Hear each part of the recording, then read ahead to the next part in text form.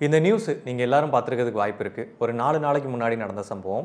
ஒரு +2 மாணவர் ஆராய்ச்சி பண்ணுறேன் அப்படின்ற பெயரில் பாஸ்பரஸை பயன்படுத்தி ஆராய்ச்சி பண்ணும்போது வெடித்து அவர் உயிரிழந்துட்டார் அப்படின்றது. நிஜமாவே இது ஒரு வருத்தத்துக்குரிய ஒரு செயல். ஆனால் இதுக்கு காரணம் யாருன்னு சொல்லி கேட்டிங்கன்னா, இன்றைக்கி இருக்கக்கூடிய மீடியாஸ் தான். மெயினாக சொல்லணும் அப்படின்னா இந்த நியூஸ் மீடியாஸ். உங்கள் எல்லாத்துக்கும் தெரியும், கொஞ்ச நாளைக்கு முன்னாடி ஒரு பெரிய ட்ரெயின் ஆக்சிடென்ட் நடந்தது. அந்த ட்ரெயின் ஆக்சிடென்ட் நடந்து அது பரபரப்பாக பேசப்பட்டு இருக்கும்போதே நியூஸில் சைடில் இன்னொரு நியூஸும் வந்துச்சு. அதாவது அதுக்கான காரணிகள் என்னென்ன, அது என்ன பிரச்சனையினால அந்த ஆக்சிடென்ட் நடந்தது அப்படின்றதுக்கான விஷயங்கள் எதுவும் முழுசாக வெளியே கொண்டு வரப்படலை.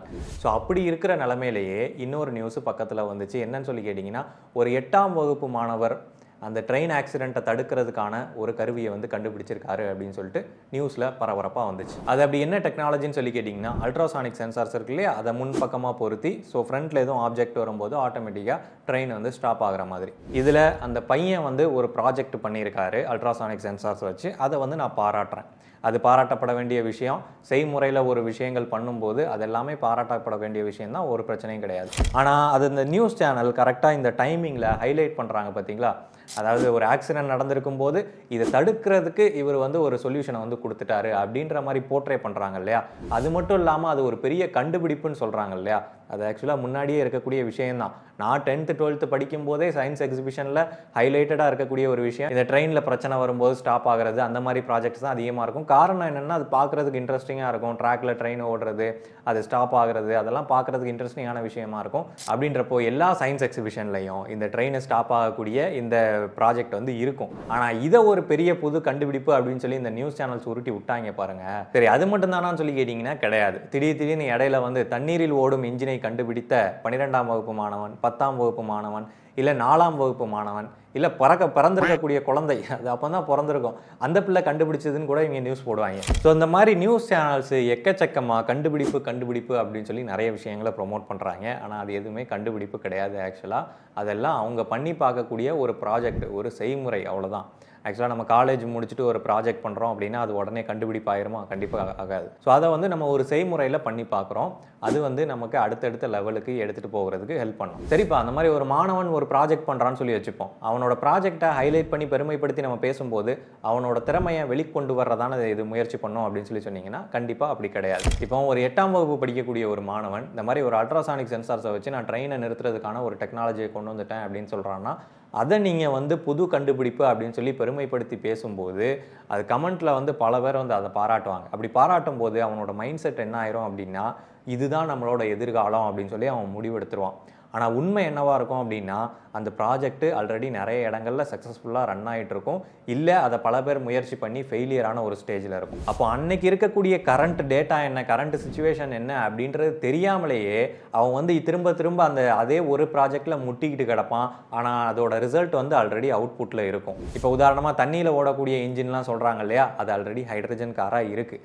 அதில் ஃபியூவல்ஸ் எல்லாம் நீங்கள் யூஸ் பண்ணுறீங்களா, இல்லை கம்பஷன் இன்ஜினாக பயன்படுத்துகிறீங்களா அப்படின்றது தான் அதுக்கான அடுத்த லெவலாக இருக்குமே தவிர, இன்னுமே இவங்க உட்காந்து நாங்கள் தண்ணியில் ஓடக்கூடிய இன்ஜினை தயாரிக்கிறோம் அப்படின்னு சொல்லி இருந்துட்டு இருந்தாங்கன்னா அது ஆல்ரெடி சக்ஸஸ்ஃபுல்லாக ரன் ஆகிட்டு இருக்கு. அதை எப்படி காஸ்ட் எஃபெக்டிவாக மாற்றுறது, அந்த டெக்னாலஜி எப்படி அடுத்த லெவலுக்கு இம்ப்ரூவ் பண்ணுறது, எப்படி அதில் இன்னோவேட்டிவான திங்ஸை கொண்டு வர்றது அப்படின்ற மாதிரியான விஷயங்களை தான் பண்ணணுமே தவிர, அதுவும் நீங்கள் 8ஆப்பு 10ஆப்பில் உட்காந்துட்டுலாம் அந்த மாதிரி விஷயங்களை பண்ண முடியாது. அதுக்கு நீங்கள் ஒரு நல்ல கம்பெனியில், அந்த மாதிரியான கம்பெனியில் வேலைக்கு போகணும். வேலைக்கு போய் அதில் எக்ஸிஸ்டிங்காக என்னென்ன விஷயங்கள் இருக்குது அப்படின்னு சொல்லி பார்க்கணும். பார்த்துட்டு அதுக்கப்புறமா தான் அதில் நீங்கள் இம்ப்ரூவ்மெண்ட்டோ இல்லை அதில் எதுவும் டெக்னாலஜிஸை இன்னோவேட்டிவாக கொண்டு வரவோ செய்ய முடியும். உங்களோட 8ஆப்பு 10ஆப்பு 12ஆம் வகுப்பு குவாலிஃபிகேஷன் போதாது இந்த மாதிரி டெக்னாலஜிஸை நீங்கள் கொண்டு வர்றதுக்கு. ஸோ திரும்ப அந்த பழைய தலைமுறை பந்தி டிவி, பின்னாடி மரக்கட்டை, இவங்க எல்லாம் பண்ணக்கூடிய விஷயம் என்னன்னு சொல்லி கேட்டிங்கன்னா, ஒன்றுமே இல்லாத ஒரு விஷயத்தை எடுத்துகிட்டு அவங்களோட கண்டென்ட்டுக்காக பெருசாக ஹைலைட்டடாக ஒரு 12ஆம் வகுப்பு மாணவர் கண்டுபிடிச்சிட்டாரு அப்படின்னு சொல்லி போட வேண்டியது.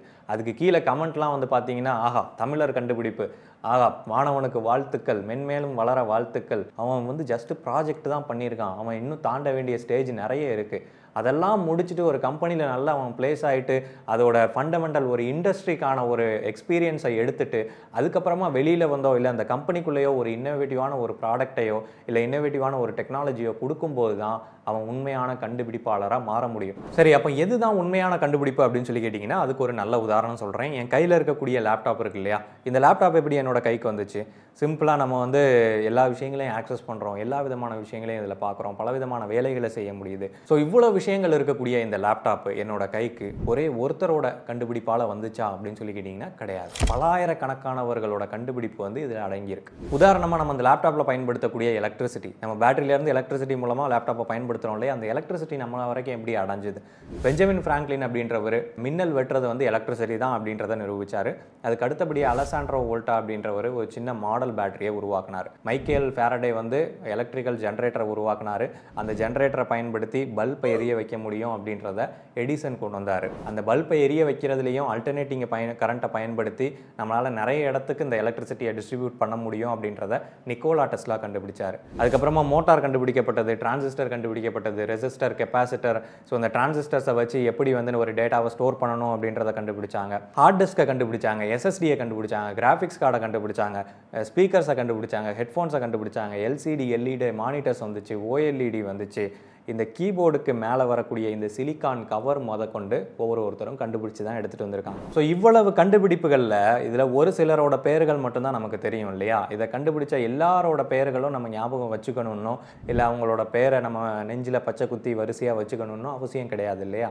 ஸோ அதே மாதிரி தான் ஒவ்வொரு கண்டுபிடிப்பாளர்களும் எல்லாரும் வந்து தனக்கு ஃபேம் வேணும், தனக்கு அது மூலமாக வந்து தனக்கு மட்டுமே அதுக்கான பணம் வந்து சேரணும் அப்படின்ற மாதிரி இருந்தது கிடையாது, ஒரு சிலரை தவிர. அதே மாதிரி இந்த கண்டுபிடிப்புகள்லாம் ஜீரோலேருந்து ஃபைனல் வரைக்கும் ஒரே ஆளாக கண்டுபிடிக்கல. அதாவது ஆல்ரெடி ஒரு டெக்னாலஜி இருக்கும். இப்போ உதாரணமாக ஒரு கம்ப்யூட்டர் அப்படின்ற ஒரு மாடல் இருக்கும். அந்த கம்ப்யூட்டரில் எஸ்எஸ்டியை போட்டு நம்மளால் அந்த கம்ப்யூட்டரோட வேகத்தை அதிகப்படுத்த முடியும் அப்படின்ற மாதிரி ஒரு கண்டுபிடிப்பு இருக்கும். அப்போ உண்மையான இன்னோவேஷன் அப்படின்றது இந்த டெக்னாலஜியில் ஏற்படக்கூடிய சின்ன சின்ன மாறுதல்கள் தான் இந்த ஃபைனல் அவுட்புட்டாக நமக்கு இந்த லேப்டாப் அப்படின்ற ஒரு ப்ராடக்டை கொண்டு வந்து சேர்த்துருக்கு. அது மட்டும் இல்லாமல் இன்றைக்கி முக்கியமாக அண்டர்லைன் பண்ணி நீங்கள் நோட் பண்ணக்கூடிய ஒரு விஷயம் என்னென்னா, இன்றைக்கி நடக்கக்கூடிய பெரும்பாலான இன்னோவேஷன்ஸ் கம்பெனிஸ்னால மட்டும்தான் நடக்குது.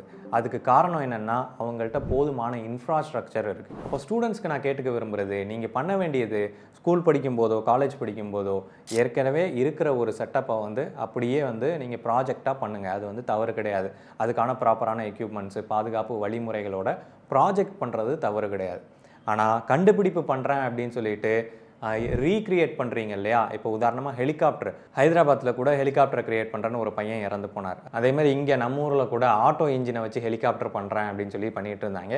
அந்த மாதிரிலாம் தயவு செஞ்சு பண்ணாதீங்க. சரியான வழிமுறையில் ப்ராஜெக்டை பண்ணுங்கள். அந்த ப்ராஜெக்டில் கிடைக்கக்கூடிய நாலேஜஸை கற்றுக்கிட்டு நீங்கள் வெளியில் வந்துட்டு ஒரு கம்பெனியில் நீங்கள் எந்த விஷயத்தில் கண்டுபிடிக்கணும்னு நினைக்கிறீங்களோ அது சார்ந்த கம்பெனியில் வேலைக்கு போங்க. வேலைக்கு போயிட்டு அங்கே பலவிதமான விஷயங்களை கற்றுக்கிட்டதுக்கப்புறமா உண்மையான இண்டஸ்ட்ரியல் கிரேட் எப்படி இருக்குன்னு எல்லாம் தெரிஞ்சுக்கிட்டதுக்கப்புறமா அந்த கம்பெனி மூலமாகவோ இல்லை அந்த கம்பெனிலேருந்து வெளியில் வந்துட்டோ அதுக்கப்புறமா உங்களோட இன்னோவேட்டிவ் ஒர்க்கை வந்து ஸ்டார்ட் பண்ணுங்கள். அதுலேயே முக்கியமாக பார்த்தீங்கன்னா அந்த பின்னாடி மரக்கட்டை, பந்தி டிவி, பாலிகார்பனேட் டிவி, அப்புறமா பழைய தலைமுறை, இதெல்லாம் வந்து ஜஸ்ட்டு என்ன சொல்கிறது, இன்ஃபர்மேஷன் எதுவும் வெரிஃபை பண்ணுறது கிடையாது. அவங்க என்ன சொல்கிறாங்களோ அதை அப்படியே தூக்கி போடு அப்படின்ற மாதிரி தான். என்ன சொன்னாலும் வந்து அதை நியூஸாக போடுவாங்க, என்ன சொன்னாலும் அதை வியூஸாக மாற்றுவாங்க. அந்த மாதிரி ஆட்கள் தான் இன்றைக்கி இருக்காங்க. ஸோ நீங்கள் தான் ஜாக்கிரதையாக இருக்கணும். இப்போவே நான் எதையாவது கண்டுபிடிச்சு சாதிக்கணும் அப்படின்னு சுற்றிக்கிட்டு இருக்கக்கூடிய உங்களோட ஸ்கூல் காலேஜ் நண்பர்களுக்கு இதை வந்து ஷேர் பண்ணுங்கள். இவ்வளோ தான் இந்த வீடியோ. இவ்வளோ நேரம் பூமர் மாதிரி அறிவு போட்டதுக்கு நன்றி அப்படின்னு நினைக்கிறவங்க கீழே கமெண்ட்டில் சொல்லுங்கள். தயவு செஞ்சு இந்த மாதிரி ஆபத்தான எக்ஸ்பெரிமெண்ட்லாம் பண்ணாதீங்க. நன்றி.